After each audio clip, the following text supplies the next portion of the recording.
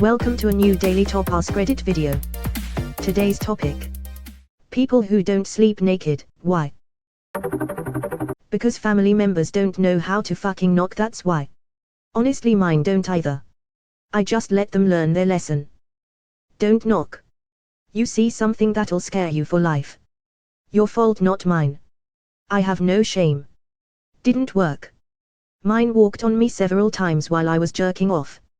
They just walk in, say what they were going to say, and then leave, leaving the door open and me with my wilting dick still in my hand. If I have skin touching skin, it sweats a lot. Yup. My thighs and nuts sweat if they stay touching for too long. Was totally confused for a second, and my first thought was, what clothing garment is he using to keep each nut separate? My bad. Women. Blood. General discharge too. What an unfortunate name for a general. It's cold and washing clothes is easier than washing sheets. Yes. I am cold. I can't believe I had to scroll so far to see this. Had to wade through so much fucking menstrual blood and precum and shit and piss and sweat and vaginal discharge to get to cold. Got kids. Underwear are to protect the world from my ass. I slept naked until I had a kid. She usually sleeps through the night, but the last thing I wanna do when I'm awoken by cries at 3 a.m. is start fumbling for pants or whack my titty into a door. Edit, it has nothing to do with her seeing me naked. It's just not as comfortable or practical with the way nighttime wakes go for us. Also, there's snow on the ground 4 to 5 months out of the year, so it's just plain cold. /brand new sentence. I was like 14 and we were visiting my stepmom's bachelor father. In his early 60s at that point. Dude was a bachelor for the last 30 years. Was used to walking around butt ass naked, of course. So it's morning, I wake up before family, go to find some breakfast, and am faced with naked grandpa in all his glory, right there in the hallway walking from the kitchen to the bedroom. He looks at me and says, breakfast is coming up. Making bacon and eggs, coffee is on the pot, just be a minute. I remember standing there, and the only real thought that crossed my mind was, how can he walk around like that without being in pain from his balls slapping into the sides of his knees like that? Holy shit, cooking bacon while naked, that's a fucking serious power move right there. What if there's an earthquake in the middle of night and I have to run? My uncle used to sleep naked. Until his trailer caught fire in the middle of the night and he had to run butt ass naked to some old woman's house and convince her to open the door or call 911. Didn't help that he's a gun guy, so all his ammo was firing in the background. I was a kid when this happened. The whole idea just makes me nervous. There are major motion pictures with less going on than this post. Anytime I do, my kid will need me, or a pet is going to get into some chaos until I get out of bed. My 4-year-old daughter came into my room the next morning when I attempted to sleep without a shirt. She shamed me for having my boobies out. Glad to see some people get it and got the laugh, but it's not that deep, guys. She knows about body positivity. She's also fucky 4. She spoke on something in her immediate view after waking up. Why are your boobies out, mommy? You need a shirt. My first thought was, slut shamed by my own daughter, and I told her I got hot. She also regularly takes her PJ bottoms off in the middle of the night because she gets it. Sleeping with clothes sucks, yes, but sometimes you gotta do what you gotta do. Stay comfy. 3. Imagine being slut shamed by your kid, lol. Mine too, except she shamed me for having them out and hairy because I'm the dad. Ha. Nothing like running into a kid room to make the hand bucket to catch vomit. I can't sleep naked at all because of kids. You never know when you need to be up and running, literally running. This is why every room in my house has a small trash can. Because sometimes you gotta catch vomit.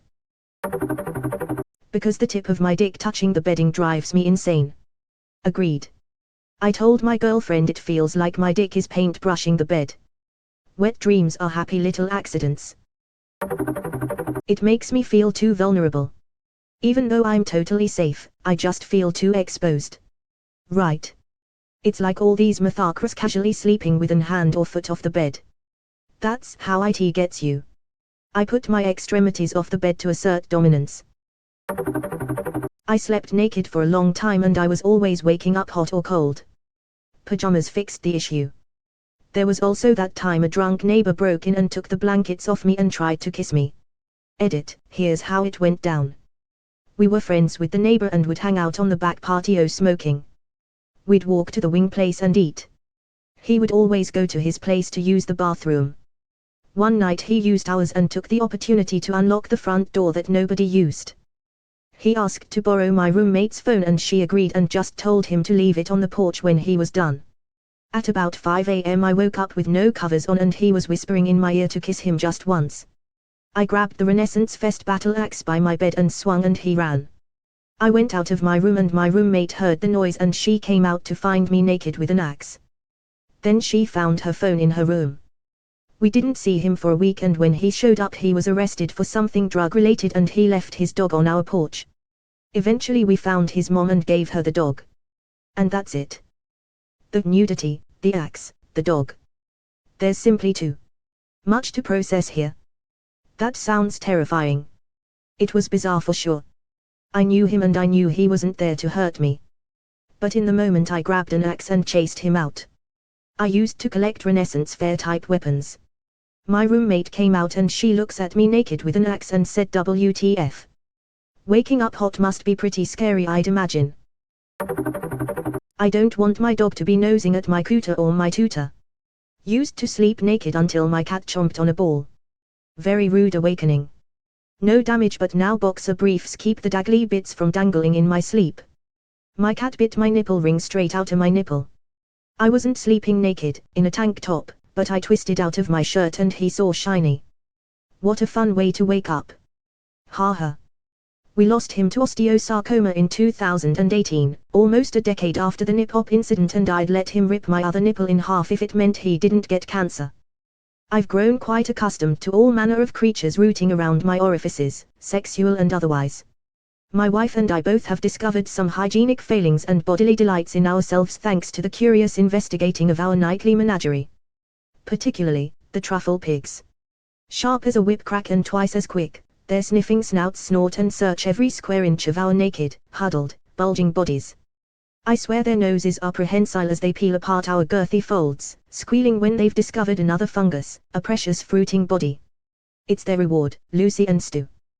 When they grind the coarse hairs at the tuft of their head against our soft, flowing neck flesh, they awaken us, wriggling with excitement, prodding their tender noses against their prize. Grand, flabby beasts that we are, I need my wife or she needs me to fish into her folds and creases to pluck loose the fugal growth. Sometimes these mushrooms are stubborn and require a small pry bar to wrench free, the thousands of delicate, thread-like mycelium tugging away at pink meat. The relief is immense. Though it is ultimately the truffle pigs who greedily gobble their treat, it is us who luxuriate in the post-pluck pleasure. We didn't start with truffle pigs, of course. We had lived in somewhat blissful ignorance in our own filth and flesh. Our grubby bodies scooted and rolled throughout our cluttered home sticky with grime, clinging to debris and detritus, rotten things, broken garbage finding its way into mucky sockets. One night, I felt those most wonderful pleasures deep in one of my fetid crevasses. Half asleep, I assumed my wife had become overwhelmed with sexual desire and quite naughtily began to worm her sluggy fingers about my body. Imagine my shock when I opened my eyes and saw her slumbering mass gently rising and falling. Following the awesome tickling, I eventually uncovered a rat-like rodent gnawing at some bulbous polyp. It scurried along upon being found, guilty conscience no doubt, but it didn't scurry fast enough. Though corpulent I may be, my movements can be slick and decisive, and using my dexterous grubbers, I nabbed that wriggling rodent. Firmly in my clutches, I focused on the eaten inch of skin this vermin had left me with and reveled in the newness of the feeling. I hatched a plan. If this little fellow was so happy to exhume buried filth from my flesh, then it would do the same for my wife. I set the greasy thing upon her greasier body and urged it with gentle eyes to do what it did for me. And it did. My wife giggled in her sleep, a bubbling gurgle of nigh orgasmic tittering. She woke the next day blathering about how clean she felt, how much of a good mood she was in.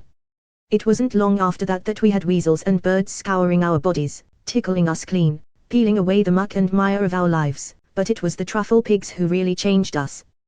They've consumed so much fungus and delighted us so completely while doing so. We've taken to growing fungus, yes. We induce fungus, bathe in the spores, keep our home damp and dim. A cloyingly sticky sourness surrounds us. We want the pigs to root through us.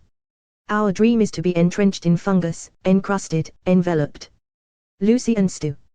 Oh, you'll know pleasures no pig has even known, and unwittingly, you'll be returning the favor. That's it. Shut down the internet. Privileges have been lost for all. This reads like something Corsa would have hesitated to put on paper. What in the Wattpad did I just read?